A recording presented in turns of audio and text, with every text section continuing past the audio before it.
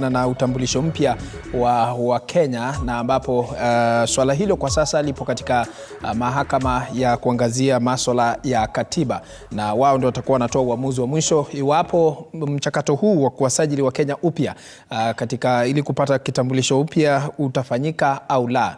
Na tayari wageni wako hapa studioni, ningependa kusikiliza maoni yao. Sasa kwanza kabisa kuhusiana na tofauti kati ya maisha namba na huduma namba, ningependa kuanza naye Lucy Mwori ambaye ni HSC mtaalamu wa masuala ya uongozi. Naam. Thank you very much. Kwanza nitaanza na the purpose of ID card.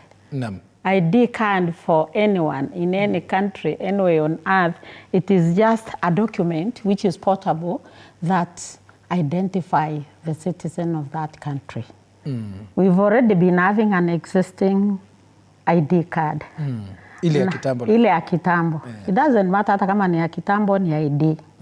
Na purpose yake ilikuwa so that we can access government services. Hiyo ndio ilikuwa purpose. And when the PS was talking about this Maisha thing, was talking about the same services.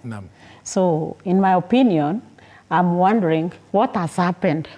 Why ni nini lazima haraka hivyo? That we have to spend 1 billion when the country is really in this situation.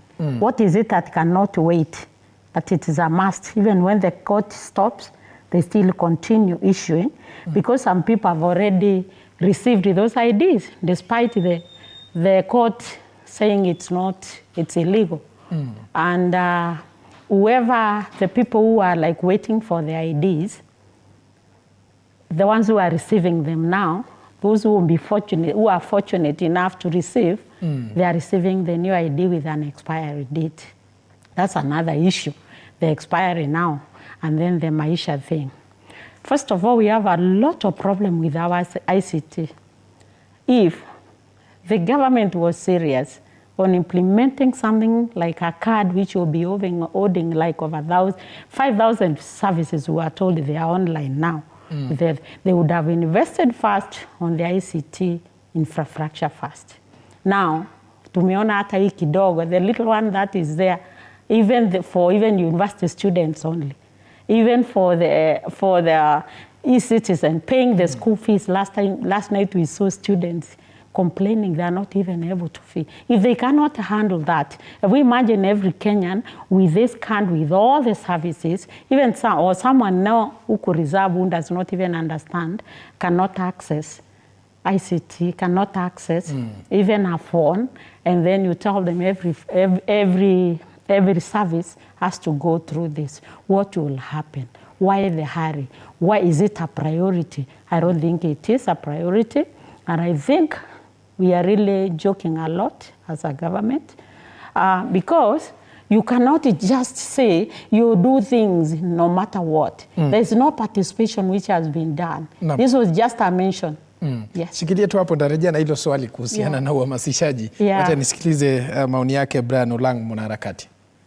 Yes, kwanza hakuna tofauti kati ya maisha namba na huduma namba. Zote ni the same.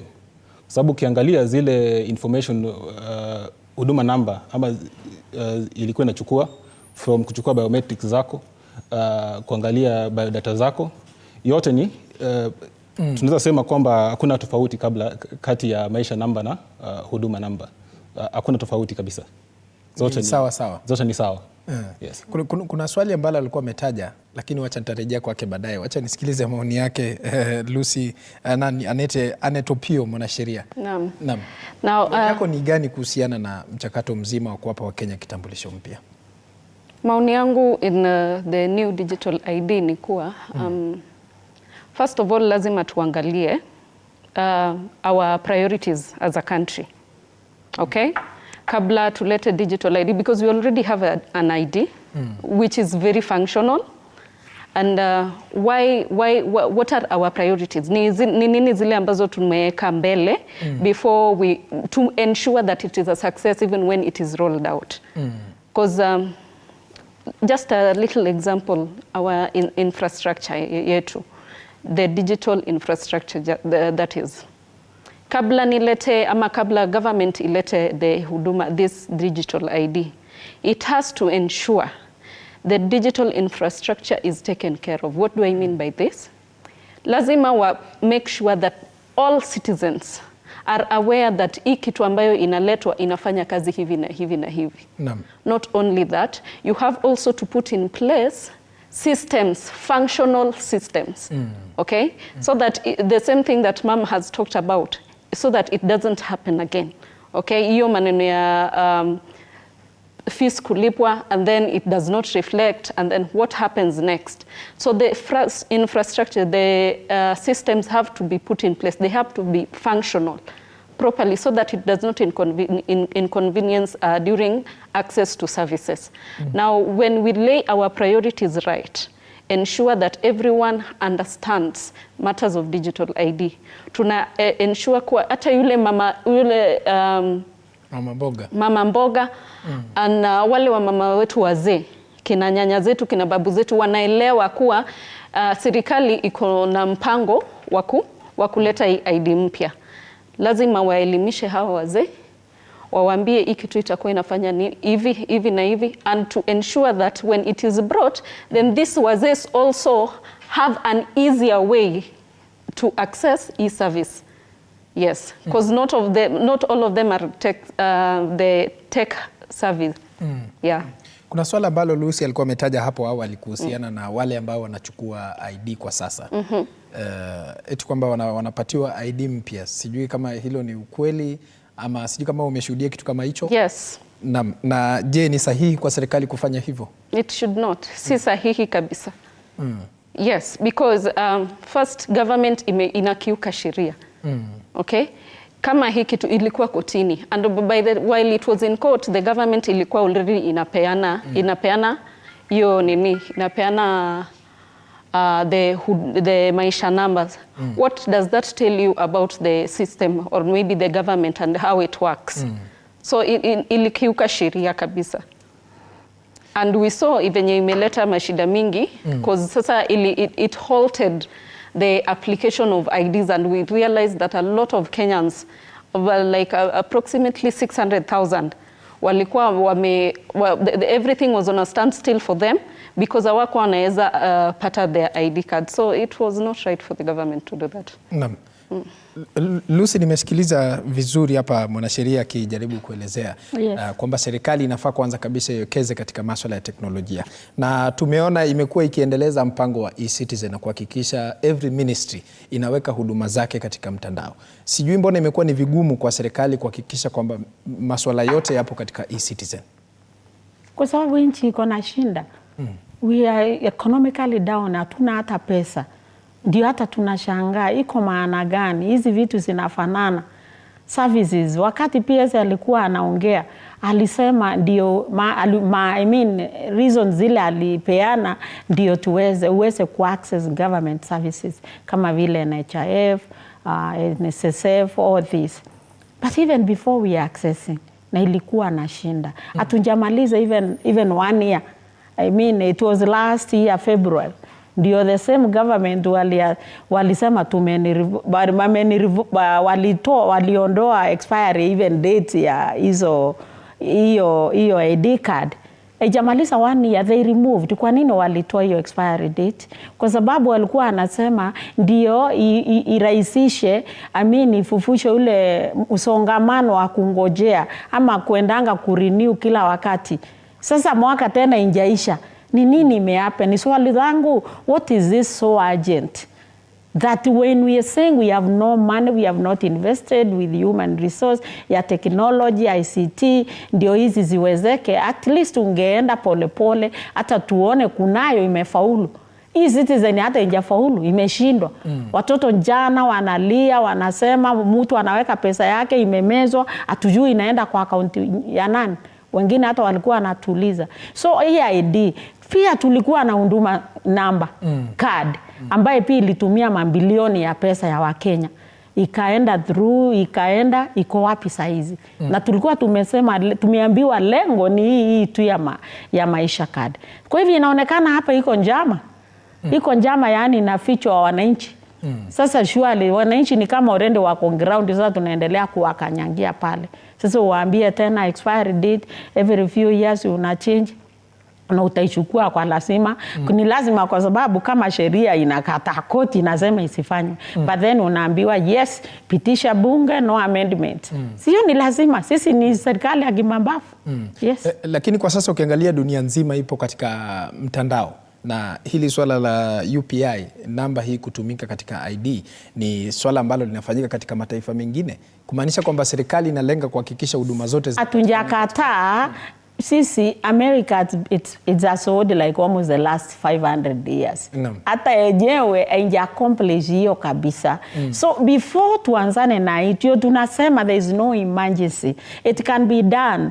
Lakini tuhakikishe kwanza infrastructure yetu ya ICT imekuwa sawa sawa kamili. Tujenge hiyo na watu wasomeshwe, wenye wale hata watafanya kazi, do we even have enough manpower? Ndio wananchi wamejua they computer literate, ndio wenye mtu ataenda hata kwa simu yake aelewe. Kwanza ndio tunasema first things first. Si kukimbilia tu because America ama UK, nchi ambao zilitukolonize zimekuwa pale, na hata hii ICT au ndio wanalete tu to all of a sudden we must do it. Uzae mtoto instead of winning unaanza kumsukumia ugali. Si atakufa tu. That's why we are shutting down. Wewe umeshuhudia last night, uliona nini do your students? They are so frustrated. Mzazi mwingine nimesikia akisema, mimi nilimpatia kijana pesa, akaniambia imeanguka huko lakini hakuna response. Ajui hata ilianguka kwa account ya nani. Hata wanauliza maswali yala wananchi wako na ingine, hii account inawekwa ni ya nani? Inawekwa kwa account ya Ministry of Education. Kupeti yenyewe kitu kidogo tu imeanguka. Sasa ndio tutasukumia 5,000 activities. Ndio tukue kama Amerika, ndio tukue kama nchi zingine ajili ya hiyo pini unasemea. Hapana. Hatuko sawa, we must go with the time. Yes. Wacha tusikiliza Brian, kauli yake Brian, lakini wacha tusikiliza wananchi wa kaunti ya Nakuru wanasema namna gani kuhusiana na mchakato huu. Chichi Josephine, kama unanipata kwa njia iliyo safi zaidi ukiwa kaunti ya Nakuru, wakazi wanasema namna gani kuhusiana na mpango wa serikali wa kuidhinisha kitambulisho mpya?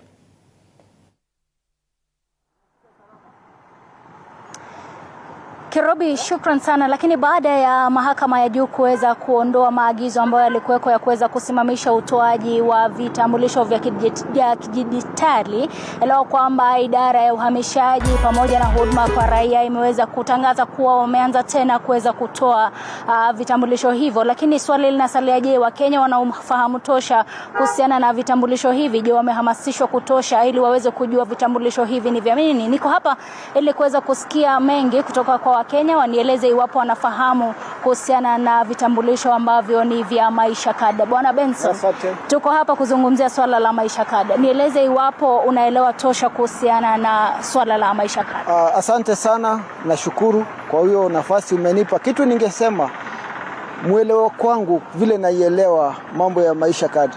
Ukiangalia wakati Waziri Matiang'i alipokuwa alileta ile huduma kada, na alipolete hakuna mwananchi alihusishwa. Kuelewa kwangu ni ya kwamba mtoto anafaa amezaliwa akiwa na maisha card mpaka akiwa zaidi ya miaka 18 apatiwe ile kadi ya kuonyesha ya kwamba yeye ni mwana Kenya. Na ukiangalia vile saizi wanapolete ni tofauti kidogo, ambayo kuna kitu inaitwa public participation. Mwaka jana tuliambiwa rais anakuja hapa Nakuru, kutakuwa na public participation ya wananchi wa kupitisha huduma, ikaahirishwa. Nafikiri koti iliahirishwa. Na tena tukaona wakaenda chini ya maji. Mpaka saa hizi koti inapitisha, lakini koti inaangalia mtazamo wa wananchi. Wananchi wanasema nini? Ama ni wanapitisha tu sababu ya viongozi? Kama ni viongozi wanapitisha kila kitu, basi hiyo koti ikae na viongozi. Lakini tunataka koti ikuje pia paka kwa wananchi, wasikie wananchi wanasema nini.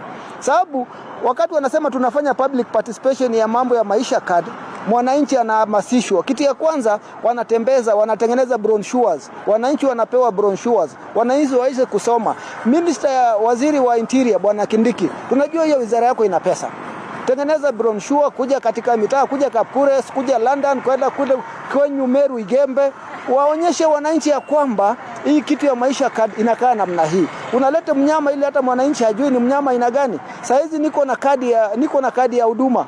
Kadi ya huduma ambayo nilipewa na Matiang'i. Sasa hizi naenda kuchukua ingine inapewa na Bwana Kindiki. Baada ya miaka 10 tena tutachukua ingine ya waziri fulani. Tutakuwa tunazijaza kwa wallet. Kwangu wallet imejaa, karibu mfuko ipasuke. Kumaanisha uoni haja ya kuwa na maisha card? Sioni haja ya kuwa na maisha card.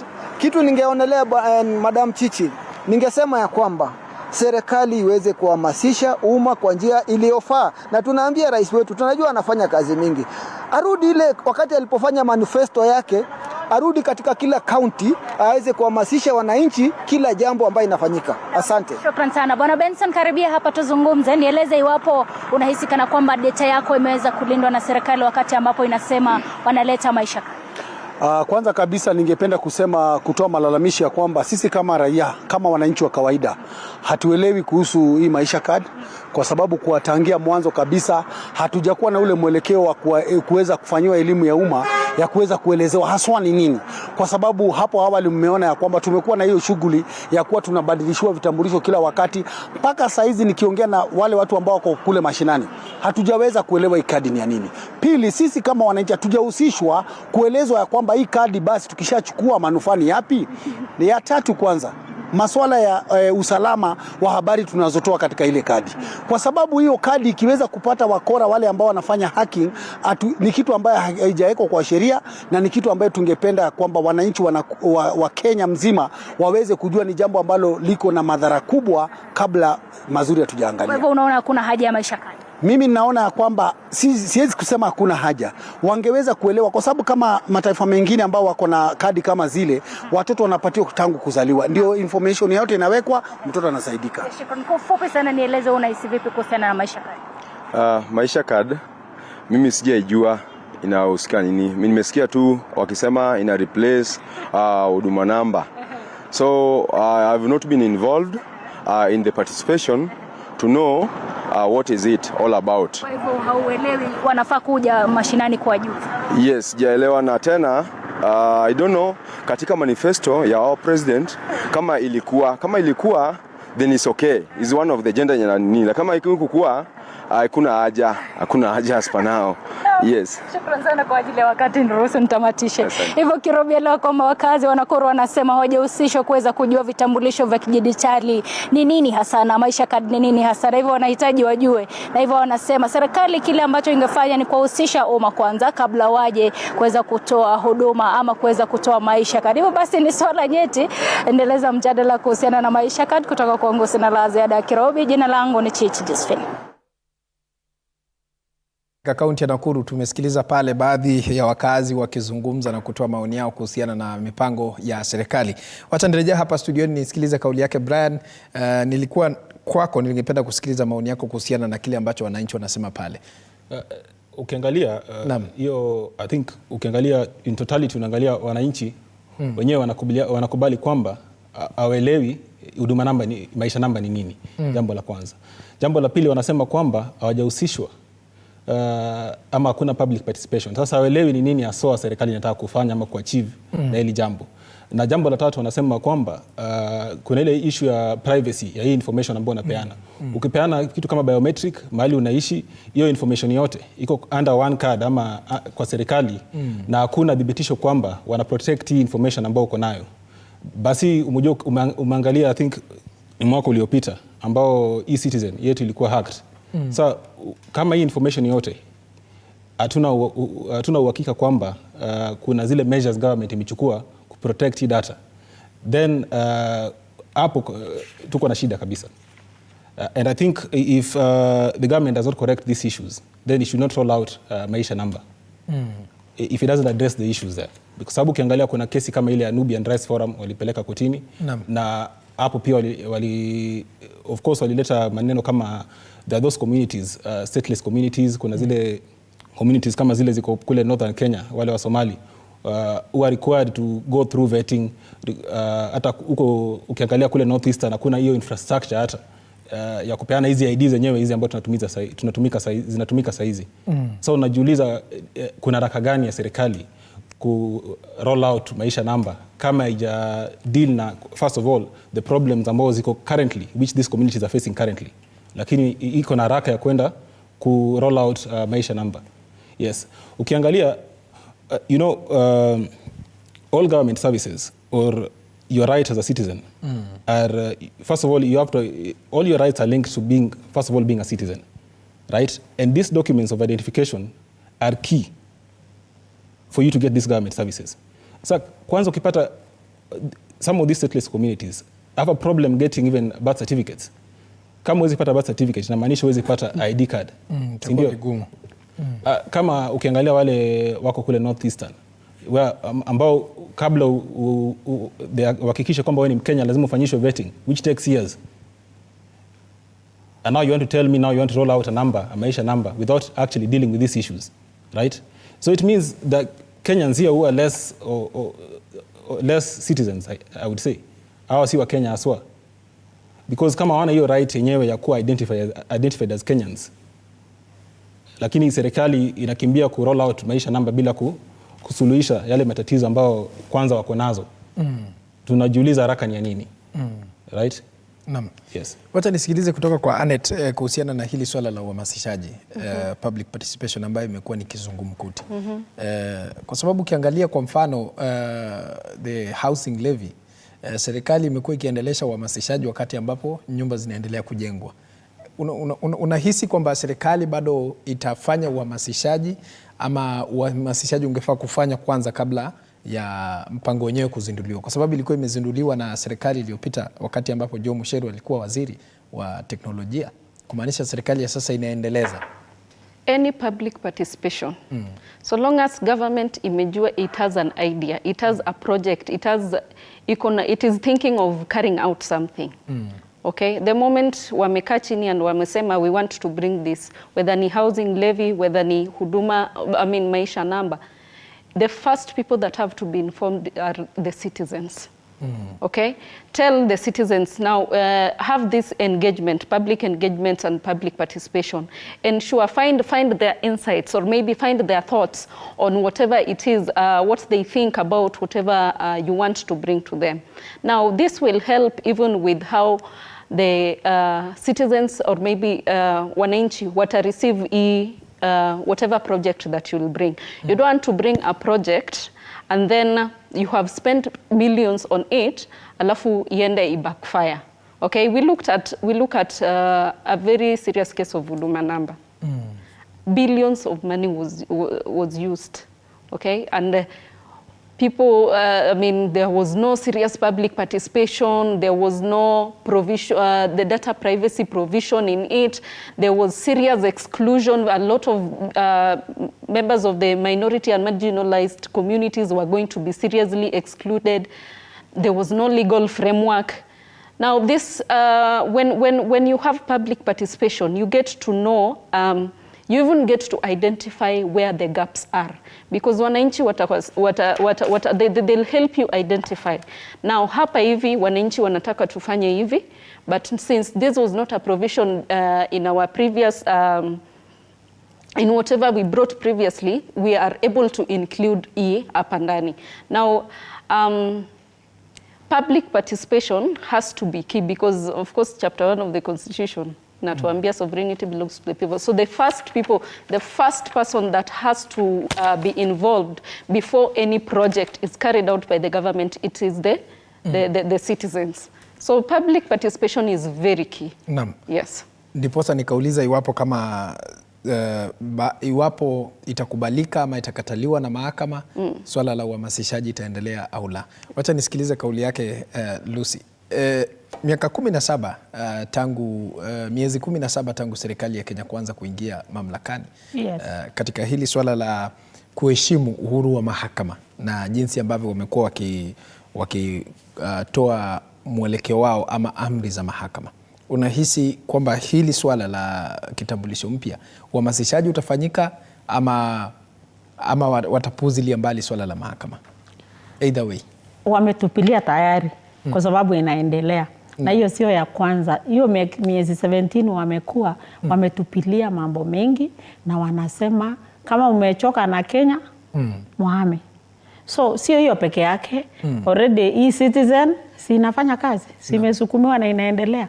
Tulilia, wananchi wakalia, ile finance bill ambaye before inaleta hii mambo yote ya mataxes, walilia na ikapitishwa na ikaendelea. Lakini serikali inasema itafanikisha huduma wananchi, itaongeza huduma kwa wananchi, huduma za umma kwa wananchi, hasa kupitia kwenye hichi kitambulisho, kwa sababu itakuwa na masuala mengi ikiwemo swala la karo, NSSF, NHIF, yote itakuwa inapatikana. Hatujakataa. Hata hayo masuala yote mengi yanawekwa kwa hiyo kandi, mengi yameanguka. Hata NHIF, hata ile kandi ya kawaida wako naye, hakuna mahali inafanya kazi anyway, even before iingishwe pale. Kuna ule mtu wa Nakuru amesema mambo ya data ya watu. Actually hapo, how safe is it? Serikali ambayo already infrastructure ya ICT haijakoma, haijakuwa sawa. Tutajuaje data yetu iko safe? Tuseme pale umeweka kila kitu yako yote, mpaka titles zako za mashamba. Utakuja unajikuta mwananchi ambaye shamba yako hata imeuzwa, imechukuliwa na hujui. System yetu ilikuwa hacked. Si ati ni kitu hatujaona. How safe are we? The only way tunaweza kuwa safe ni hao wananchi wahamazishwe venye wanasema, waelezewe. Wengine wanasema tunaanza ikuwe gradual. Mtoto akisaliwa, wale wanazaliwa nao anapewa hiyo namba na sasa inaendelea hivyo hivyo. Why are we worried? Somebody ako 90 years surely. These hours yao mnonanga nikitetea. Unaona hao wanasukumwa sasa ID mpya. Wanaenda naye wapi? What are they accessing? Ni ile stipende ama ni nini? Article 10. Yeah? As listed of the Constitution, it may list public participation as one of the national values and a principle of good governance. Hapo kwa governance. That means hapo tumefail. It is a principle of good governance. It is also a national value. Kama tumeignore hivyo, tumeignore hao wa Kenya, tunaenda kuwasavu aje? Tayari uwasikizi. Kutakuwa na mvutano. Because you must participate so that ile mambo hata for sustainability purposes. Kitu kama unataka ikuwe sustainable, lazima mwenye kufanyiwa hiyo kazi akuwe pale, hata yeye aonyeshwe maana yake. Ndio saa ile itaanza, hata wakati anaenda kurenew, hata akitishwe 2,000 atatoa bila wasiwasi. Lakini saa hii hata umsukumie kwa lazima upitishe, kaende uende nayo pale tu isemwe pitisha without amendment, imepita, hata kama mwananchi atalipa. Penye serikali inatakana ijue huyo mwananchi ataishi kama anasikia uchungu, hata akilipa. Imagine ni nchi yako. Na hata imagine the Constitution, article 12 inasema ID hata sio kitu, it is your constitutional right. Bila shaka. Bila shaka wewe ni Mkenya. So unaishi nchi yako ukiwa umechoka. How is that? Brian, kuna kila ambacho Lucy ametaja pale kuhusiana na swala la data na kuwatambua wa Kenya. Lakini tumeona Foreign Affairs Ministry ikifanikisha mpango wa wageni kufika humu nchini kwa kuwatambua na kupitia kwenye mitandao. Tumeona takriban wageni 10,000 ambao wamekuwa wakiwasili katika uwanja wa Jomo Kenyatta. Mbona hili linakuwa ni tatizo kubwa sana kuweza kufanikishwa? Jambo la kwanza I think ni ile kitu inaitwa infrastructure. Kwanza umejua serikali, I don't think what is the point of kurush kuimplement kitu kama infrastructure, kama umejua ni kama kujenga nyumba bila foundation. Unataka kujenga nyumba yenyewe itaporomoka. Right?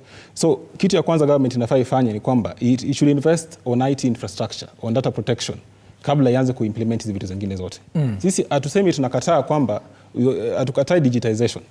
Kitu tunasema ni kwamba the government should at least put in the right infrastructure kwanza kabla ianze kuimplement hizi vitu zote ama kabla ianze kudigitize. Umejua hii serikali ni ile, I think it is, Ruto swore by the Bible to protect the constitution. Kumaanisha kwamba wale wageni ambao walikuwa wameruhusiwa kufika humu nchini labda huenda kwa wakati mmoja technology ilifail. In my opinion, yes. Si huenda ikawa imefail. Lakini wameendelea kufika humu nchini. But it doesn't mean, you see, if the process is wrong, it doesn't mean you proceed. Because, if the process is wrong, it doesn't mean you proceed, right? If the itch is in the system, it doesn't mean you proceed because at least it works sometimes or it doesn't work sometimes. Because ukiangalia kwamba kitu kama hisa, as far as last week, ulikuwa unaangalia some women who had gone to Kenyatta, a cancer patient, who cannot access services because the system has crashed or because there are delays in the system.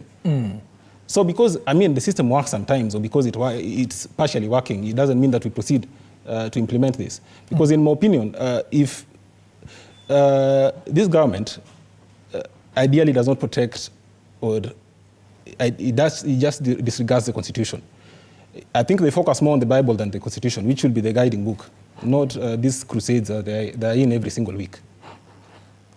And that is my opinion. Wacha nisikilize kutoka kwa Anet hapa kuhusiana na kile labda ambacho kinatarajiwa katika Constitutional Division koti. Ni kipi ambacho labda kinatarajiwa kutokea pale? What we are going to expect, wanaenda kuangalia whatever iwapo imefuata katiba. Yes, iwapo imefuata katiba. Now the major parts of the Constitution that have to be looked at is Article 27. Yenye naongea about the equality and freedoms.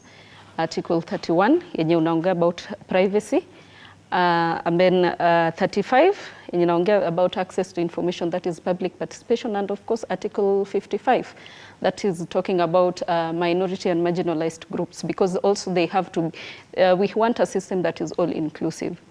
Okay, so the Constitutional Court is going to look at the case. It is going to look at the entire system, that is the maisha number system, na itaangalia kama inazingatia sheria and when every provision that has been put within the Constitution. If the provisions with the constitutions na zile ambazo za huduma za maisha number, if haziendani, then the Constitutional Court has all the powers to overturn ile ruling ya High Court. It has all the powers. Na itasema no, this thing is not good for the consumption of the citizens. And the government has to go back and sit down and ensure that it puts in place easy guidelines zote. And then na ensure kuwa it is something good that the country can use. No. Yeah. Lucy, nikirejelea tu kile ambacho Anet ametaja hapa kuhusiana na serikali kurejelea nyuma ndiposa waweze kuidhinisha mpango huu. Tumeona katika affordable housing wakisema kwamba Kimani Kuria alikuwa mbunge wa Molo, alisema kwamba wataenda kuketi chini ndiposa waweze kuangalia serikali imekiuka wapi sheria na waweze kutengeneza sheria ambayo inaendanisha na mpango huo. Sijui kama hilo labda linaweza likafanikiwa. Hiyo ya kufanya through back door, hiyo itafanyika. Hata waKenya already wamezoea because it has happened. Si ati inaanza, si ati yes, imeenja. Hata tumeona mtata anaenda kotini, by the time anatoka huku anaenda na ingine, inarundi, inakuja inapitishwa hata bunge, hata without discussion ingine. Sasa hata ikienda sitaletwa hata mpaka bunge, sikikuja tu itapitishwa just because ni majority. Si awafichi, wanasemanga they are the majority na wanapitisha. But usually unashinda hata hawa wabunge wanapitisha tu vitu just because uko majority. Umesahau mahali umetoka. Umesahau wale watu una represent. Tuseme kama huko kwetu Northern Frontier, already tulikuwa na shinda huko Isiolo, Marsabit na kuendelea kia vetting. Kuna watoto mpaka saizi hawajaweza kwenda hata shule because hata hii citizen ndio uende uka-access, hata ulipe fees ama uende shule ama ujiandikishe. Wengine wamepata hata scholarships za kwenda nje because idea injapatikana. Wako pale wanavetua sui miaka mitatu, unakaa from 18 years unakuja kupata ID ukiwa 25, ukiwa 25 unafika 30, wengine mpaka wana give up. Na tuko na wengi ambao hata waliachana naye wakaona iwafaidi. Surely constitution vizuri inasema so long as you are born in Kenya, this is your right, it's your constitutional right to get an ID. So the government should take time na waachane na mambo ya haraka. Kama iko pesa hiyo bilioni iko mahali, kuna mambo mingi inaweza fanya. Na moja kwanza tujasema kumigrate ni mbaya, ni mzuri, but watu waamazishwe, infrastructure ICT itengenezwe vizuri, penye tutakuwa na doubt that our data is unsafe. Hata saa ile wanakuja kutufundisha wananchi huko nje, wanawaambia unaona moja data yenu itakuwa hapa and it is safe this way, this way, this way. Mutakuwa mna access 5,000 whatever walisema services na ndizo hizi na hizi. Wengi hata ukiwauliza, even me included, Kuna zingine hata ujui ni gani hizo, unaambiwa uta access na hiyo, because actually mingi zile wananchi wana access maybe ya NHIF, yes, maybe hiyo ya hospitali, yes. Na hata already hiyo wamekata kauli, inaanza wananchi watakatwa pesa tarehe kuanzia Julai, hiyo already iko. Sasa wameweka mambo, unakuja unaambiwa itaanza lini, itaanza lini, you are not aware. Hata hiyo NHIF mpya inaitwa what? What? Chief. Hiyo chief. Hata kuna wangu wengine hawajui. Mimi nimeifanya kwa county. Tumekaa miezi mingi. And that's why hata county, I think she talked about that is inclusivity. We have 47 governments. How much are they involved? Na hao kwanza ndio wako huko kwa ground na wananchi. If they were to use even the counties, because huwezi kutoka hapa Nairobi, Eastern Provinces and quarter yetu inakuanga Embu, unaambia mtu ako Marsabit, ako Samburu, ako huko, wote watu wanaitwa kama watu 15 20, unaambiwa ilifanywa. Kwa hivyo watu wa hapa Eastern wote wako sawa. Tuko sawa namna gani? Kuna wengi hata hawajaisikia kitu kama hiyo. Tafadhali county government, hii maneno iende chini, machiefs wakuwe ndio wanaita watu mambarasa, wakiwaelezea. Watu wanauliza mtu swali, mtu ambaye wako familia na yeye. Kuna mwananchi hata pale chini, na hii kadi unajua ni ya Mkenya. Hii si ya watu wachache, it is for everybody. No. Yule amesoma, yule hajasoma, yule anaelewa, yule tajiri, yule maskini, una wote ni lazima wapewe nafasi ya kuelewa. Kwa hivyo ingerudishwa kule chini mashinani, machiefs wakuwe ni wao wanaitana barasa, wanaambia watu wa kijiji kuna ID inakuja, maana yake ni hii na hii na hii. Sasa kuna mwingine utaenda umwambie utaenda kwa kompyuta. Kompyuta ni nini kwa mtu ule wa mashinani anjaika nyanga shule? What is that? So first masomo kwanza. Labda kuangalia it in a good way. Yes. Kwa sababu tumeona pia itakuwa inatumika katika kuwasajili wanafunzi. Yes. Wakati ambapo atakuwa anafikisha umri wa miaka 18. Yes. Je, hii itapunguza wizi wa mitihani na labda kurahisisha upatikanaji wa matokeo, kwa sababu pia imekuwa ni changamoto in a normal country? Hii ni very good idea. Kama mambo yanawekangwa wazi, lakini hayako wazi. Ndio kuna pesa mingi sisi kama waKenya tunatumia ovyo ovyo, na watu, it is a deliberate attempt kupora waKenya, kwa sababu kitu kama hata ID. Kama already you are 18 years na umepata hiyo ID, that's why kitu inataka ifafanuliwe vizuri, tuwapatie maoni, kwa sababu hatungetaka wakati hata wakura ufike tuanze kusikia iko kuandikishaji wa kura ya nini. Kama wewe ni Mkenya na umefikisha the age of 18 with your card, una become an automatic voter. Why do we have to come mwezi moja then ifungwe? Hiyo ni pesa inatumika, wastage of money. Kama wewe ni mwanafunzi unatakana by the time ulizaliwa uko na hiyo kandi yako, ukienda hata birth certificate ni automatic, vile wanataka venye hicho wanataka kufanya kama America, kama nini, of which we are so many years back. Bakini wanataka kuharakisha ifanywe, kwa sababu nchi zingine zinafanyanga. Ni mambo mangapi yameanza hapa Kenya because nchi zingine zinafanya because we are not ready. Elimu yenyewe 844 ndio imeanza, sijui iko wapi all of a sudden, because it was not prepared. We were not prepared. Walimu hawajafundishwa. Hata CBC hatujaona hata walimu ambaye ukienda shule zingine sisi tuko ground unashanga. Hata walimu they don't even know. Mwalimu mmoja unamkuta sio anaambiwa afundishe mpaka class 12 what. Na haelewi. Hawajakuwa prepared. This preparation ndio tunasema please serikali mwache kuharakisha waKenya, tuende pole pole, kwa sababu ID hiyo ni lazima. At least some other things in option. Lakini ID ni ya kila mtu, ni lazima. Bora wewe ni Mkenya. Brian, nafahamu kwamba change is inevitable, na wakati ambapo kunakuwa na mabadiliko lazima kutakuwa na negative effect na kutakuwa na positive effect. Mbona waKenya wana resist sana mabadiliko haya? Wakenya wana resist kwa sababu hawajahusishwa. Umejua mtu hawezi kuja kwako aanze kusema ati umejua leo tunakula mboga. Umejua Kenya ni yetu. Kenya si ya Ruto ama ya Gachagua. Hawezi kuja hapa tulazimishe kwamba maisha namba lazima tu implement leo na tunaanza leo. Lazima tuhusishe katika kila jambo. Stage. Every single stage. Jinsi walianza, jambo la kwanza public participation. Na waleze waKenya kwa maisha namba ni nini. si kuchukua watu kupeleka Serena na kufanya public participation. Hiyo si public participation. Public participation ni kwenda kule Mandera chini ya mti kuhamasisha watu kwamba huduma maisha namba ni hivi na inafanya kazi hivi na hivi. Jambo la pili, uelezee kwamba kwa sababu data protection is a key issue here. Ueleze kwamba okay, you're giving us this information. These are the steps we have taken to protect your data. Alafu baada ya hapo sasa mmoja wa Kenya waamue kwamba okay, sawa, hii maisha namba tumekubaliana nao, umetuelezea hivi ndio jinsi inafanya kazi, sawa tuendelee we roll it out. Lakini huwezi amka siku moja sijui umetoka wapi ama sijui ni umepata ndoto kutoka kwa Musa anakuonyesha kwamba roll out maisha namba lazima roll out leo. Lakini tumeona mtandao ikijaribu kufanya vyema katika nchi ya Kenya, kama for example M-Pesa, watu wamekuwa wakituma, wanaweka ID, vitu kama hivyo na inafanyika vizuri. Lakini ukiangalia M-Pesa ilikuwa gradual. Haikuwa leo mtu akaamka asubuhi aseme okay, kuanzia leo tumesimamisha all cash transactions. Pesa zote tunatuma kwa simu. Then again, mmoja M-Pesa pia inakuwa lao ile hybrid system. Ile unaweza kutuma pesa kwa simu ama unaweza tumia cash ukitaka.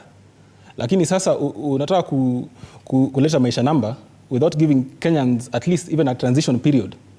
Kuambia kwamba okay, in the next 2 years we are trying to implement this maisha number thing. So here are the steps.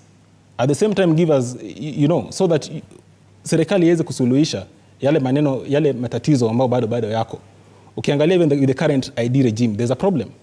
The people who cannot access this ID. So now you want to change and bring in a new system where you have not even solved the current issues that you have. So is this a Ponzi scheme again that we're going through? Because there's a Huduma number where billions were used. Now there's maisha number again, billions are being used. So to whose benefit is this thing? In my opinion, it's not to the benefit of the Kenya mwananchi, common mwananchi. It's the benefit of a few individuals, a few greedy government individuals who really don't have the mwananchi at heart. Yes. Linet, katika kuhakikisha kwamba huduma zote zinapatikana katika serikali na masuala kama hayo, je, koti imekuwa makini katika kufuatilia kwa kina zaidi kuhusiana na hili? Kwa sababu swala lingine ambalo Wakenya wanalalamika hapa ni kuhusiana na swala la data, na ukiangalia kile ambacho Brian ametaja hapo ni kwamba ameelezea tu kwa kifupi kwamba M-Pesa ilitumia muda ndiposa ikaweza kuidhinishwa. Okay, so the role of the court in kuensure kuwa hii maisha namba imeletwa and kazi ya koti hapa is just ensure constitutionality. Yes. Na ensure kuwa at the end of the day hii kitu kama italetwa, then the development aspect, it will ensure that our watu wote, as I had previously explained kwa constitutional court, hao watu wote wamezingatiwa from childhood to adulthood. Kutoka hao watoto wachanga ambao ndio wanazaliwa mpaka wale wazee ambao wako huko mashinani. So the court plays a very big role to ensure, and at the moment tukiangalia one plus that maybe we might give the court, tukiangalia kesi ya huduma namba. Okay, it had hit its gaps and loopholes, and the court had the powers and it exercised its power ya kusimamisha hiyo process ya huduma namba. Ikasema due to matters of data privacy, because some of the data that was being collected was unconstitutional, ikasimamisha and realize kuwa kuna members of some communities wenye walikuwa naenda kukua excluded, and then there was no proper public participation. So the court decided fanya nini, huduma number was declared unconstitutional, and that is why it was halted, ili stop. So the court, I realize it has played a big role, but in this case it really needs to pull up its socks, or we are going to realize another loss that we had realized during huduma namba. Yes. Na labda tukiangazia mwingiliano kati ya mahakama na serikali. Hivi majuzi unajua kumekuwa na mvutano na siasa kati ya idara za mahakama na serikali. Kwa kipindi hiki 5 ambayo inakuja, labda tutakuwa tunashuhudia nini kati ya mahakama na upande wa serikali? Unahisi mahakama iko tayari to let it go? Now, mahakama inafaa kukuwa tayari, okay? Because these are two independent structures. for the government. It has the courts lazima zikue. It is the bridge, inafaa kukua bridge katikati ya government and the people. Okay, so they are not allowed to lean on either side.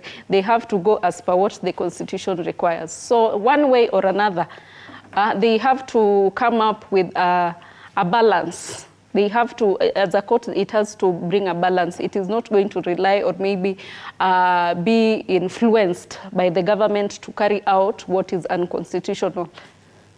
Yeah. Lucy, ukiangalia serikali ya Rais mstaafu Uhuru Kenyatta na Rais William Ruto, wakati wa kitambo hatukuwa tunashuhudia siasa ambazo zinashuhudiwa kwa sasa ikilinganishwa na serikali ya Rais Uhuru Kenyatta. First, before niendelee, huwezi linganisha M-Pesa app na Maisha Card. This is owned by the Kenyan government. Na hiyo ingine ni company, it is a limited company, it's called the M-Pesa Holding Company Limited, which is owned by Safaricom. Na walinunua actually from Vodafone Group. Kwa hivyo hiyo ni very tofauti. Na when kitu ambaye inaraniwa ina individual, is like an individual business, na hawezi kuharibu pesa yao, wanaiweka benye inatakikana mahali. Hata kwa hiyo M-Pesa wanaangalia ni nini wananchi wanataka kwanza. Wanaangalia wakiona ni fuliza ndio wanapenda, hiyo ndio wanatilia muhimu. That means they do consultative. They do wanaambia wanahamasisha watu, tunaleta hii, unapewa like 6 months ukiambiwa hii kitu inakuja. Before hata wabadilishe anything lazima. Hata wakienda kubadilisha transaction fee, they usually educate Kenyans. Tunapata messages ukiambiwa hii kitu fulani. Kwa hivyo hatuwezi hata linganisha hiyo, ukilinganisha hiyo na serikali ya Kenya ni kama mchana na usiku. So lakini tumeona Rais William Ruto na Mudavadi wakielekea China katika kuhakikisha kwamba kuna ushirikiano mwema katika kukuza teknolojia ya humu nchini. Okay, tumeona wakienda, kuenda na kutenda ni tofauti. Imetendeka. Then kwa nini basi mashini mpaka saizi haziwezi? Already the idea ya kawaida tumeona Kindiki hapa and down pale Nyayo building akisema itatoka haraka namna hii. Still tunaona Wakenya wanalia, walituambia hawana machines. Mbona saizi machines zimepatikana za kutoa ikiwa maisha? What is it? Kwa nini? Kwani iko mahali walikuwa wameambiwa lazima mkue na hii na hii na hii na hii. So please, hiyo ni very tofauti. Na kwenda kwao kutembea, tujasema wasitembee, na hata we are open, hata sisi tuko open kwa maendeleo mapya, lakini yafanywe with transparency, wananchi wahamasishwe, na kuhamasishwa ndio iliwekwa kwa sheria. I think hata hii article yetu ya participation, it needs to be strengthened. Ifanywe ikuwe more stronger. Mambo yanaelezwa, it's very general actually. Hamasisheni like what? Per county, per village, per what? So tunataka hizo details zikue. Mwanasheria ako hapa atatuambia vile inaweza kutengenezwa. Sisi we feel hata saa hii inadharauliwa because haiko sawa kabisa. Kama hizo ni vitu which administrative labda zinaweza fanyika, hii mambo ya participation ni lazima. Hii ingine ya wanasheria kitu ikikeukwa, hata hiyo wanasheria wetu wanatakana na Martha Koome pia atuambie kama imetoka kwa constitution. But per constitution ndio the most supreme law of the country. Kwa hivyo kama Mkenya mimi ukiniambia participation ni lazima, hiyo ni lazima. But injawekwa details. Ndio unasikia my brother hapa akisema unasikia inafanywa Serena. Sure, levu niambie ule mama ako huko kwetu, Marti Isiolo, mama atakuja Serena wapi? Itakuwa vigumu. So vitu itapitishwa tu ambaye na ni maisha yake anakatiwa. Uliuliza umuhimu wa mtu akiwa ameparticipate. Anachukuanga hiyo kwa muhimu na sustainability inakuwa rahisi. Unaona hata ile kuchimbua maji. Ile villagers wanatengeneza maji wenyewe. Unajua wanaambiwa kila mmoja anunue pipe. Kwa hivyo hiyo maji utatunza because ulikuwa part of that. Na unajua kwa nini hii village tunataka maji, tumekula shinda sana na kila mmoja. Unajua pipe ikikutwa imevunjika, itakuwa hiyo actually ndio independence ya watu, watafili hii maji yetu. Sasa hizi sisi hatufili hii maisha, ni maisha kadini yetu, ni ya wengine. Tumbaka it is them but is us. Ndio mwananchi anafili hivyo. Yes. Sasa nitarejea kwako Brian. Acha nisikilize kauli ya wananchi kule maeneo ya Turkana. Kitio Mika, kama unanipata kwa njia iliyo safi zaidi, hebu tueleze tu wakazi wa Turkana wanasema namna gani kuhusiana na mpango huu wa serikali ya Kenya Kwanza. Kitio.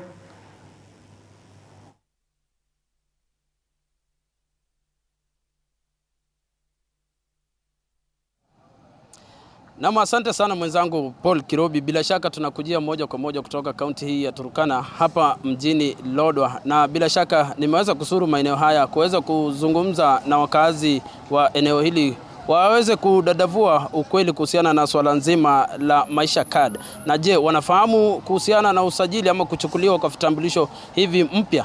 Moja kwa moja nikaweza kuzungumza na wao hapa waweze kunieleza. Anza kwa majina yako, tuambie wewe ni nani, na vile vile je, unafahamu kuhusiana na hili swala ama vitambulisho vipi ambavyo vimekubaliwa nchini?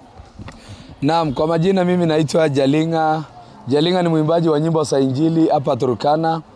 Kwa hii mambo ya maisha card ambayo imepitishwa na court ya kwamba ianze kutumika, kwa kweli mimi sijai sikia na hatujai pata habari. Na habari ambayo tuko nayo ni kwamba kulikuwa na kitu inaitwa huduma card. Hata saa hii huduma card haijafika hata mashinani kwanza hiyo. Kuna watu hata wajielewa huduma card. Unfortunately tumepata tena nyingine inaitwa maisha card.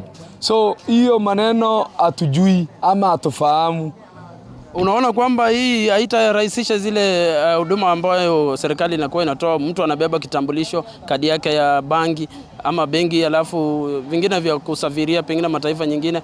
Hii inakuja pamoja. Je, huoni kwamba itakuwa inarahisisha? Itakuwa inarahisisha, lakini hatutakuwa na uhakika ya kwamba vitu yetu itakuwa inahifadhiwa vizuri. Unajua kuna kitu inaitwa public participation. So wananchi wa Kenya pamoja na Waturkana wote na Wakenya wote wanafaa wahamasishwe, waelezwe, wafundishwe, waambiwe kwamba kuna kitu inaitwa maisha card imekuja na waelewe. Na itarahisisha kwa sababu ni vile tu huduma card ilikuwa. Huduma card pia ilikuwa ina huduma namba ilikuwa pia inafanya ile kurahisisha maneno. Lakini kitu muhimu hapa ni kwamba ni vyema watu waelezwe, waelimishwe kuhusiana na hii kitu inaitwa maisha card. Na mimi najua kwamba itakuwa vyema. Naam, asante sana Paul Kirobi. Nisungumze na mama hapa hivi. Mama, anza kwa majina yako, tuambie wewe ni nani na unajua kuhusu hii kitu inaitwa maisha card. Mimi nakushikia tu. Jina yangu naita Rebeka Kuom. Nyaje ni akorona tona isi. Ongea Kiswahili. Mimi sijui Kiswahili. Turkana kokoba. Haya, sema. Wewe atakusaidia. Yaje ni akorona tona be yo be kapandai. Be akorona kola kapandai. Be lokonyuno na bo ekapande. Niki ni suanga akorona. Mama pengine anasema nini? Anasema yeye afahamu mambo ya maisha card. Anajua mambo ya ID peke yake. Ndio. Naam, asante sana. Pengine tuzungumze na huyu. Majina yako na wewe unajua kuhusu hii swala la maisha card? Naitwa jina Selina Khoit. Mimi sijui kitu inaitwa card. Na pengine unaona serikali inastahili kufanya nini ili mkaweze kufahamu zaidi? Mimi basi najua je ni tambulisho ya nini. Na Paul Kirobi, kuna changamoto kubwa hapa, wakazi wafahamu sana swala hili. Pengine songea hapa ndugu yangu. Anza kwa majina. Wewe unafahamu kuhusiana na hili swala la maisha card? Naam, kwa majina naitwa Edapal Timothy. Na kuhusiana na mambo ya maisha card, mwanzo tulikuwa tumeelezwa kuhusu mambo ya huduma card. Na mambo ya huduma card, kuna watu mpaka saa hii hawajawahi jua kwamba huduma card inafanya kazi gani, huduma namba inafanya kazi gani. Sasa tunashangaa tena kuna kitu inaitwa maisha card. Hii maisha card, kuna wakazi saa hii wa Turkana wanahofia sana mambo ya kuuzwa, kama mambo kama ya Illuminati, vitu kama hizo. So mtu anaweza fanya usajili kumbe ameshajisajili. Kwa hivyo unajua hiyo mambo ya Illuminati ni tetesi tu. Wewe unaona serikali ifanye nini kwanza kuhusiana na swala hili? Mimi naomba serikali ikaweze kujieleza vizuri. Ieleze maana ya hii maisha card ni nini. Kwa sababu pale mashinani hakuna kitu kama hicho imefika huko. Na asante sana Paul Kirobi. Hayo ni baadhi ya maoni ya wakazi wa kaunti. Jinsi wanavyosema wako wengi, lakini wanasema kwamba hawajui ama hawafahamu zaidi kuhusiana na swala nzima la maisha card. Ila wanataka serikali ikaweze kuwafahamisha zaidi na kutoa mafunzo sana kuhusiana na swala nzima ama kitambulisho vipi ambavyo vimeletwa ama kuchukuliwa. Kutoka kaunti ya Turkana, mimi ni Kitio Mika na kurejesha kwako katika studio zetu za TV47. Na asante sana Kitio Mika, ukiwa maeneo ya Turkana, kwa kusemezana na baadhi ya wakazi, ambapo tumeona kwamba wengi wao hawaelewi kuhusiana na mpango huu wa serikali wa maisha namba, ambayo kwa sasa mchakato unaendelea. Na Brian Olang, ningependa kusikiliza maoni yako kuhusiana na swala la uhamasishaji. Public participation imekuwa ikifanyika namna gani katika taifa la Kenya, na iwapo Wakenya wanajitokeza katika kushiriki public participation? Kwanza Wakenya hujitokeza na kupeana maoni katika public participation. Lakini you need to make it available to them. Si kupeleka watu Serena ama kuja kwa televisheni, ni kuenda kuzungumza na watu huko chini mashinani. Na ukiangalia jinsi serikali inaendesha maneno yao, ni kwamba ukiangalia wenyewe, serikali yenyewe ilikuja ikisema ni serikali ya mahustlers. Wewe mwenyewe umesikia mahustlers wenyewe wakisema hawajui maisha namba ni nini. Si ndio? Sasa inamaanisha kwamba serikali yenyewe hii serikali ya mahustlers so these people purport to be hustlers in leadership. Hawajaenda huko chini kuhamasisha hawa hustlers wenyewe, kuambia kwamba hii maisha namba tunawaletea ni nini haswa. Na jambo la pili, unapata hata Wakenya wakipeana maoni kama hii sasa, wamesema hii maisha namba wajui ni nini. So it means they are not part of that process. They don't own it, right? Utapata kwamba serikali bado will proceed ahead to implement this process and issue out the maisha number. So does it matter now the opinion of Mama Mbogo or the opinion of hustlers that this government proposed to represent? In my opinion, it doesn't. Secondly, hata ukiangalia maneno kama ile ya housing levy, you'll allow me to digress a bit. Kenyans participated and said no to the housing levy. But what did they do? They went ahead to implement, right? Ikaenda parliament wakapitisha tu hata bila koma. Inamaanisha kwamba maoni ya Wakenya, hata ukipeana maoni ni kama izingatiwi. Mahali Ruto amekaa akiamka akisema leo tunapitisha huduma namba, tunapitisha maisha namba, kesho ukiamua tubadilisha jina tujiite Tanzania, parliament will just pass it. And our opinion as Kenyans will not matter. So in my opinion, Kenyans are willing to participate. Kenyans understand the issues. But the problem is the leadership that we have. They don't really take into consideration the opinions of Kenyans or the opinions of people who ideally they represent. Because Article 1 gives supremacy or power to the people. What Ruto and his minions, I would say, enjoy is delegated power. So ideally what they should be listening to is the people of Turkana, what that Mama Mboga is saying in Turkana, saying that mimi shida yangu ni njaa, si hizi vitu naniambia zaidi. That is their opinion. And that is what they should listen to. Yes. Na tukiangazia mfumo wa Kenya kidijitali uko namna gani? Ni watu ambao tunaweza kwa mfano mwizi amepatikana, anaweza kutafutwa kwa njia ya mfumo wa kidijitali na akapatikana, ama bado kuna gap kubwa sana? Of course kuna hiyo infrastructure kidogo inaweza kama saizi ukiiba sema umeenda mahali umejificha, of course DCI anaweza kutrack na kupata. Lakini our system has not fully really developed. The infrastructure is not there properly. So in my opinion, we need to first of all focus on your infrastructure to lay out the foundation. Baada ya hapo roll hiyo foundation ndio sasa to roll out hizi maneno zingine. Lakini uwezi anza kujenga nyumba, it's like unajenga ufa lakini nyumba yenyewe hakuna zile what I would say ukuta, like pillars ama ukuta ya kuprotect nyumba. Wewe umeenda kujenga roof and then you're saying now you see I've rolled out this issue, now you guys and then ndani ya nyumba sasa is now ready for use. This is just nonsense. Naam. Ni maoni yako. Linet, Anet Kundradhi, sijui kwa nini nimezoea kusema kuhusiana na kile swala ambalo Lucy alikuwa ametaja hapo, akisema kwamba ni lazima to strengthen public participation. Unahisi pengo iko wapi ukiangalia katiba ya sasa na inafaa kustrengtheniwa labda namna gani? Now what we realize kwa katiba ya sahi is there is no that broad explanation of how public participation should be handled.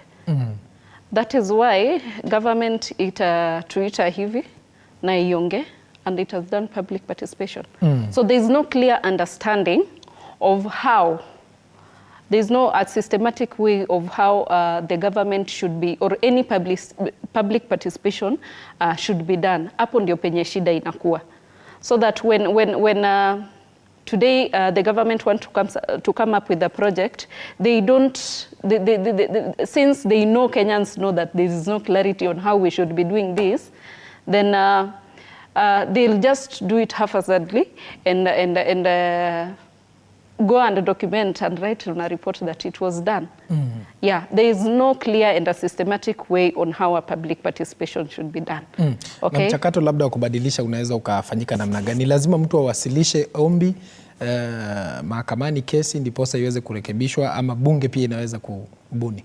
I think you don't have to, it is the parliament is allowed to do it. The parliament can do it, but sisi kama waKenya, when we realize that we don't really understand what this public participation, how it goes and how it runs, then we are allowed to take it to the courts and to present it before the courts, so that the courts carry or maybe hold the government accountable and brings out the clarity of how public participation should be done. Yes. Ningependa tu kuongezea jambo moja. You know, when we were framing the constitution, it was framed in a way that you believe that the leadership that is coming in will come in and lead in good faith. Ndio maana labda ukiangalia kuna vipengee za katiba inasema kwamba ikisema labda public participation, it's expecting the government to involve Kenyans in the process. But now the problem is, if you have leaders who I would say are here not really to lead, but here for their personal benefit. That is why they'll play these games of taking people to Serena, of not ideally involving the common mwananchi in the process. Because I wouldn't say the problem is the constitution. The problem is the leadership. Because the constitution envisages a leader that is acting in good faith. But now the problem is now we have leaders who are there for their own personal benefit. That is why they'll cut corners. They'll try just to, you know, a tick box process. Tulikuja hapa kina Olang na Paul walikuwa tukakunywa chai, Olang akasema hivi. Then, but now does that now lead to, do you see your opinion or your view in that final document that comes out? You don't. Hapo ndio kuna tatizo. Yes, hapo ndio kuna tatizo. Lucy, ulikuwa umetoa mapendekezo na naona kuna baadhi ya maneno ambayo umeandika pale kwenye kitabu. No, yangu ni actually ni messages naona kwa wananchi, hata kwa mitandao, sio kama unaangalia. Wananchi wanasema they feel that their opinions don't matter anymore. Kwa sababu ile serikali tuko nayo, shinda yake ni competition. In a normal government, good governance is supposed to, inatakana ikuwe continuation. Kuna mahali ulitaja wa serikali ile ilikuwa ya Uhuru. Kama unakuja unakuta mambo haikukua, unaendelea from there. Uwezi kukaa ukiangalia vioo ya nyuma kama vile tu Uhuru alisema. So wananchi right now wana feel very unsafe because na hakuna mtu wa kutrust. Na maoni yao they feel hawana maoni yao, it doesn't matter anymore. Kwa sababu hata waseme nini haiko. Na ndio umeona nimesema benye ulikuwa unauliza wakili, nimesema we need maybe ni participation na article ifanye kazi vizuri. Na benye amesema wananchi wakifeel participation na ifanye vizuri, wananchi wa Kenya tuko na option ya kwenda kotini. Na nafikiri ndio tufafanuliwe sasa na court ni nini natakikana, na tukiona hizo mapengu na ziko because ya iko clear. Ulikuwa unahisi public participation ikuwe strengthened namna gani? Public participation, sheria ikuwe detailed. Tuseme sasa kama vile mwenzangu anasema mikutano inafanywa kwa mahoteli. Ikae mkutano ifanywe in the smallest unit. Hata kama inahusu national government. Na hakuna national government na county government is the same government. So mimi ile ninasema ni watu wa kule mashinani wajulishwe, na kwa hivyo ni lazima county government zikuwe involved na act kama anything they want participation ifanywe, kwa sababu hakuna haja ya mtu atoke kutoka Nairobi kwenda kufanya huko Turkana Umeona wale wamama Turkana wanasema hata ni yule mtu hakuinterpret vizuri. Mama mimi najua Kiturkana. Huyo mama anasema sisi hatushughuliki saa hii na mambo ya maisha bora, hata amesema hivi anaita maisha bora. Sisi tunashughulika na njaa. Ndio amesema akoronoi. Sisi iko njaa ndio tunajua ile ndio shinda ile tuko nayo. Kwa hivyo mambo ingine ile kandi tutabeba hatushughuliki na hiyo. Na mwenzangu hapa alisema ndio ya systems they are not yet working. Uliuliza do we think systems zile ziko kama iko kitu zinafanya kama tuseme polisi hivi inaweza shika. Systems inafanyaje? Last week ulisikia kule Isiolo 1000 ng'ombe ziliviwa. Ng'ombe ni kitu iko na mguu. 1000 ng'ombe zimwagwa kwa hii kiwanja ya hapa kwenu itajaa na ipite. Inaweza kuamuka ng'ombe ipate barabara iende na ishie na ikose kupatikana how? Surely even you don't need you don't need before. Hata binocular unaweza angalia uone ng'ombe ndio hiyo inatembea. Na ziliripotiwa immediately ng'ombe zimeenda. Na zinaenda wapi? Si across the border, they are within the country. Na zinapotea. Sasa ni system gani Paul unatuambia zinafanya? Kwa hivyo systems zetu please we strengthen the systems before tulete mambo mpya, before tuseme CBC tuhakikishe walimu wako trained enough, wamekuwa acquainted, wanaelewa, before wazazi waanze kuambiwa hii list ya kununua vitabu next week wawe wameamazishwa tunanunua hizi vitabu. What is even CBC? Wazazi pia waelewe, wa collaborate, because wazazi wakishikana wameelewa pamoja na walimu na system ya walimu. That's an example napeana vile system nataka ifanye.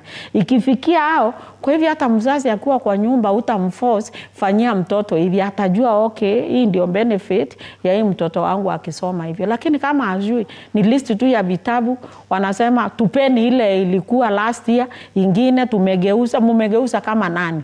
Hii masomo ni nani mnaletea? Kwa hivyo tunataka serikali ambao surely ina-involve watu, because sheria yetu inaturuhusu hiyo at least before constitution ya 2010 ikuje, before we could be rent like somebody's property. Lakini saa hii hata rais mwenyewe alikubaliana na sisi, kwa sababu amesema wajinga waliisha Kenya. Si wameisha. Sasa kama wanaisha, I expect maswali lazima tuulize, kwa sababu sasa hii tunaelewa constitution iko, katiba inakuprotect kiaji, na ule aelewi tunamuelezea. Hata sisi venye tuko hapa sasa hizi, hii ni part of kuhamasisha, ni part of giving maoni yetu. So tungetaka wale hii message yetu itafikia pia wa demand kwenda waambiwe vizuri. Yes. Shikilia tu hapo, nitakuwa narejea munipe kaliwi za mwisho kuhusiana na mchakato huu mzima na kusonga mbele mambo itakuwa namna gani. Lakini wacha tusikilize maoni ya wakazi wakiwa katika maeneo tofauti. Tuungane na mwandishi wetu Laban Muhinda atujuze mengi zaidi. Laban, kama unanipata kwa njia iliyo safi zaidi, ukiwa maeneo uliko kwa sasa, wananchi wanasema namna gani? Naam, Kirobi, shukran sana. Ninakupata kwa njia ya mbashara zaidi nikiwa hapa mjini Nyahururu, huku ni kaunti ya Laikipia, na tukilivalia njuga mjadala wa siku ya leo kuhusiana na vitambulisho vipya vya maisha namba. Ningependa kupata maoni ya baadhi ya wakazi kutoka mji huu wa Nyahururu, waweze kutueleza je, wanaufahamu upi kuhusiana na vitambulisho hivi vipya vya maisha namba. Karibu ndani ya TV47, kisha baadaye uanze kwa majina yako na utueleze wewe unaufahamu upi kuhusiana na maisha namba. Jina yangu ni William Ng'ang'a Kariuki, known as Coach Fabish. Kuingelea mambo ya maisha namba, tunataka serikali tuambie kwa kinagaubaga maisha namba ni nini hasa na ni nini chanzo cha maisha namba. Manake hii huduma namba ilikuwa hapo awali ilididimia na hatukuweza kujua hiyo ilididimia ikaenda wapi. Kwa hivyo tukitaka kwa mtakabadhi mzuri tuambiwe hasa hii maisha namba tunaelekezwa wapi na tutafika wapi na itakuwa manufaa gani kwetu kama wakaaji wa mji wa Nyahururu. Naam, shukrani sana kwa maoni yako. Vile vile ningependa kupata maoni ya mkazi mwingine naye aweze kutueleza ana yapi ya kusema. Kwa majina naitwa John Mudia kutoka Nyahururu Iwamete Ward.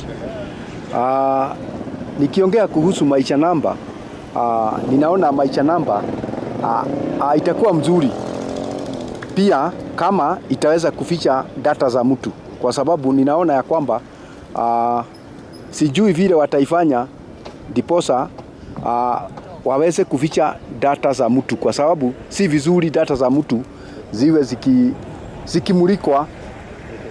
Kama tuseme ukienda banki nini, serikali hapo iangalie sana kusiwe na wizi mingi kutumia hizi maisha namba. Ningependa sisemi ni baya, kwa sababu kama serikali imeona ni mzuri kila mtu awe na maisha namba, na sisi ni wananchi na ni wana Kenya, tutachukua bora iwe ikificha data zetu, kwa maana hatungetaka data zetu ziwe sebea tuseme country mzima. Kwa hivyo ni lazima iangaliwe sana, serikali ishunge sana. Kwa hivyo wewe unaufahamu maisha namba ni nini? Unaufahamu upo kuhusiana na maisha namba? Maisha namba ni nzuri kwa sababu itatufanya kuliko kutumia ID ile ya zamani. Ninajua nitakuwa nikitumia maisha namba kwa mambo yangu yote. Nikienda kwa bank, nikienda kwa pengine ni mambo ya mashamba, nikienda mambo pengine hata itakuwa inahusika kila pahali. Kwa hivyo ninaona ni vizuri kuliko kuwa tukitumia hizi madokumenti zingine, unakuwa na dokumenti moja ambayo utakuwa ukitumia. Kwa hivyo mimi naona maisha namba ni mzuri. Na je, kwa maoni yako, kwa chini ya sekunde 30, unaona kuwa serikali ilitoa uhamasisho vilivyo kwa Wakenya kuhusiana na maisha namba? Ninaona kwa sababu hakuna mtu ameenda kotini kupinga maisha namba, ninaona kama watu wote wameridhika. Kwa sababu kama hawangeridhika watu wangekuwa wengi sana kotini. Kwa hivyo ninaona kama ni watu wameikubali. Okay. Naam, shukrani sana Kirobi. Kama vile ambavyo umesikia, hayo ndio maoni ya Wakenya kutoka kaunti hii ya Laikipia, wengi wakisema kuwa wakikubaliana na kuzinduliwa kwa maisha namba, wakisema kuwa huenda shughuli za serikali zikawa rahisi kupatikana. Kutoka kwangu mie Laban Muhinda, nikiwa hapa mjini Nyahururu, huku ni kaunti ya Laikipia, sina la ziada ila kuregesha usukani kwako Kirobi. Na asante sana Paul Kirobi kutoka studioni. Na leo hii katika kaunti ya Taita Taveta vile tunawahusisha wakaazi katika mjadala wetu leo hii kuhusiana na usajili wa vitambulisho vipya, na bila kuchukua muda mwingi basi nitakuwa naungana na baadhi yao vijana hapa, watakuwa natueleza kuhusiana na swala hili. Pengine ukisonga hapa karibu, nitakuwa nakuuliza kwamba leo tunaangazia swala la kupitishwa kwa usajili wa vitambulisho vipya. Je, wewe kama Mkenya unafahamu vipi kuhusu usajili wa vitambulisho vipya? Ama kwa kweli mimi kama Mkenya halisi kufikia sasa sijafahamu. Nasikia tu dukuduku zikiwa mitandaoni na utakuwa unatazama kwenye kamera. Nasikia tu kama dukuduku zikiwa mitandaoni na watu kadha wa kadha wakiongea kuhusu swala hilo. Kwa 100% serikali imefeli kuhusu swala hili. Kitu cha kwanza walikuwa wafanya ile kitu tunaita civic education, waje kwa mwananchi wamueleze kinaga ubaga kuhusu vitambulisho hivi vipya. Na pengine ukizungumzia kwamba kuja kwa mwananchi kumweleza, ungehisi kwamba ni hamasa gani ambayo ingefaa kwa mwananchi? Unajua sasa hivi mwananchi kitu cha kwanza amechoka na maisha, anataka kufuata ile kitu inaitwa face to face, aelezwe ABC. Lakini wakisikia kwenye runinga, wakitazama kwenye runinga na kusikia kwenye radio, ina maana hii elimu haijawafikia, na Wakenya ni wale bado watapuzilia mbali. Lakini wangekuja kwa mwananchi guu kwa guu, waite baraza, waongee na wananchi. La kwanza, wananchi wenyewe wamechoka na hizi vitu, kwa sababu juzi tu walifanya huduma namba, wakasikia mara imesimamishwa mahakamani mara nini. Sasa kama mtu ataenda kukaa kwa line masaa 3 tena hatimaye na kwamba kitu haina thamani tena, basi mwananchi ataona haina thamani. Basi ni ile education iletwe uso kwa mwananchi, aje akalishwe, aelezwe kitambulisho hiki thamani yake ni hii, kitambulisho hiki thamani yake ni hii na hii na hii. Na pengine katika swala hilo pengine unahisi wasiwasi wako ni upi? Wasiwasi wangu ni kwamba siamini tena data yangu katika serikali. Manake jana wametuambia hivi, leo wanatuambia hivi, kesho wanatuambia hivi, kesho kutwa wanakuambia hivi. Inakuwa ngumu kuweka imani yetu kwa serikali kuhusu data zetu kama wananchi wa Kenya. Naam. Asante. Pengine nikipata mwenzako hapa tueleze kidogo, rudi songa hapa kijana kidogo, pengine utueleze wewe unaufahamu kuhusiana na usajili wa vitambulisho vipya? Hatujapata habari zote kuhusu vitambulisho vipya. Pengine ukiongeza sauti kidogo. Hatujapata habari zote za vitambulisho vipya. maana hata hizi vitambulisho tuko nazo sioni kama ziko na shida yoyote. Naona tukae na hizi vitambulisho za zamani, kwa sababu hizi vitambulisho za hizo vipya naona kama kuchezea pesa ya mwananchi wa Kenya. Kwa nini unahisi hivyo? Pengine unahisi kungefanywaje badala ya hilo? Niko naona tukae na hizi vitambulisho hizi za zamani, kwa sababu tulikuwa na huduma namba na haijasaidia. Tuko na vitambulisho vile, huduma namba tuko nazo, vitambulisho tuko nazo za Kenya na bado zingine zinakuja. Hatuelewi zinasaidia nini. Yes. Asante. Pengine ukisonga hapa utakuwa unatueleza kwa ufupi, pengine wewe unaufahamu kuhusiana na swala nzima la usajili wa vitambulisho vipya?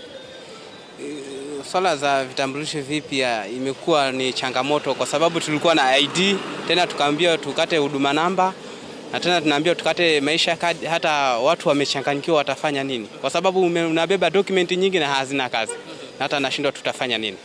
Yeah. Pengine ushauri wako ungekuwa ni upi? Tunataka serikali ihakikishe ni kadi gani ambayo ya muhimu inaweza tumika. Tusio tunakata makatasi tena baadaye unaambiwa hii haitumiki. Yeah. Naam, asante sana.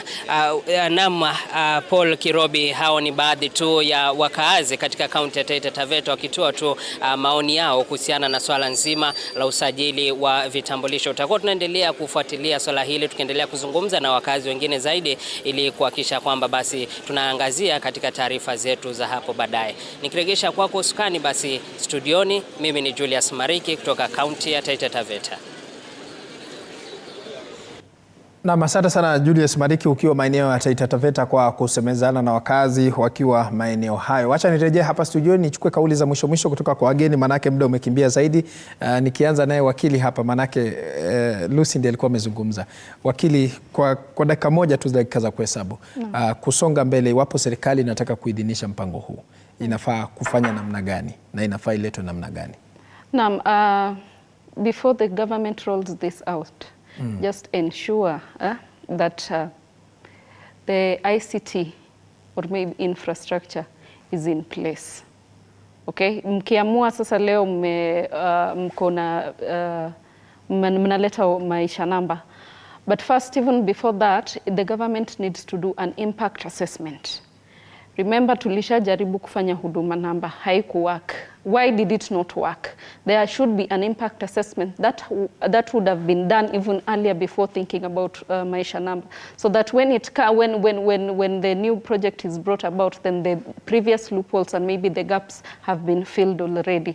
So first, a serious impact assessment needs to be done on digital ID, on public participation, risk of exclusion, and all those gaps that were there previously. Mkisha identify easy gaps, ensure that they have been corrected, put them in place, but of course you have to be guided by the constitution, so that you ensure that every little thing inaweza make these services not workable inarekebishwa. Thank you. Asante sana. Labda sitaki kurudia yale mwenzangu amesema, lakini kitu tungehimiza serikali ifanye. Kitu ya kwanza, umejua the guiding principle ama Biblia ya Kenya ni katiba. Wafuate katiba. Sasa tungependa kuomba Bwana Ruto kwanza aweke hiyo Biblia yake chini, ashikilie katiba na huo ukue mwongozo wake. With that tutakuwa na hizi shida zote tuko nazo saa hizi. At least kama maneno kama tukiongea maisha namba, angefuata hiyo procedure imepelekwa kwa katiba, then atungekuwa hapa sasa. Sasa maneno yangu ya mwisho ni kwamba Ruto aweke Biblia yake chini, achukue katiba na aongozwe na katiba. Na huo kwa mwongozo wake. Kauli nzito sana hiyo. Lucy. Mimi nataka kuambia Mheshimiwa Ruto na serikali yake, hiyo maneno ya maisha kandi si priority kwa Wakenya saa hizi. Na ni vizuri, mimi napongeza actually watu wa TV 47 na wengine, kwa sababu tunawaona mko nje pale kwa wananchi. Wale walikuwa wanaongea pale wakitoa maoni yao, hawakukuwa wameandika notes. Ni mtu at random umemuuliza maoni yako ni nini, role points, anasema mpaka hapo in the process hata umelearn priority yake ni nini. Wengine wanasema yao saa hizi ni njaa. kwa sababu hakuna kitu kandi. Kuna mtu labda hata anjai chomoa hata ID yake ile ya kawaida, wengine iko nyumbani anjai hata itoa kwa nyumba. Kwa hivyo it's priority. Kwa hivyo wakuwe na priority, waende pale kwa wananchi wale wenyewe ndio wanataka kusikia ni nini hiyo. Na wananchi inaonekana kwanza wako worried sana juu ya data. Data yetu ni very benye iko, na kama vile wakili alisema pale shinda hiyo nini, they mean about the Data Privacy Act. It is very discreet. Watu hawaelewi. Power yote imeachwa kwa PS. Kulikuwa na haja kweli ya kuweka expiry date katika... So, hiyo expiry date hata hiyo ni ajabu ingine. Kwa sababu tunashindwa saa ile ime expire. Okay, nimeona in other countries, lakini the systems work hiyo actually. Iki expire, you don't wait mpaka i expire 6 months before you apply, hata unakuwa naye before hiyo ingine utupe. But because systems zimesetiwa zinafanya kazi. Sasa sisi sehemu ya systems bando. Wananchi wengi pale nje hawajaisikia kitu kama hicho. Wanauliza kama tumerudi pale kwa mbeberu mahali ulikuwa unapewa pass card, iki expire unachukua ingine. Sasa wewe umezaliwa hapa Kenya, unaambiwa uko huru, you are independent. Constitution ikakuja ikakwambia IND is your constitutional right. Sasa saa hii tena uambiwe ni expiry. Wanauliza, does it mean saa ile ime expire utakaa temporarily wewe kama sio Mkenya, ama wewe uta access government services kwa vile ime expire. Hiyo naye ni kitu ingine. Surely tusifuate tu blindly kwa vile nchi zingine nchi ambazo ziko mbele yetu 500 years unataka kuwa kama America one day, and we can't. Hata basics hatujamalizana nazo. So first we put priority in place. Tuache tu kurukia maneno, na wananchi wa Kenya wanataka wauzishwe kwa mambo ambayo yana wa rule. Whatever is guiding them, they need to know. Kama vile mwenzangu alisema, huwezi kuingia tu kwa nyumba yangu useme hapa tutakula sukuma, na maybe wao wanakulanga nyama. How? So lazima umuelezee, ninasema tupike sukuma kwa vile mimi niko na allergy ya nyama, na hata hiyo sio lazima wao wakule. Asante sana Lucy Moria, mtaalamu wa masuala ya uongozi, na asante sana Brian Olang, mwanaharakati, na asante sana Anet Opio ambaye ni mwanasheria kwa kufika kwenye studio za TV47 mchana wa leo na kuchanganua masuala haya. Bila shaka mtazamaji, ukiwa pale nyumbani umepata habari, tumepamanua na kuchanganua kwa mapana na marefu zaidi kuhusiana na mpango mpya wa serikali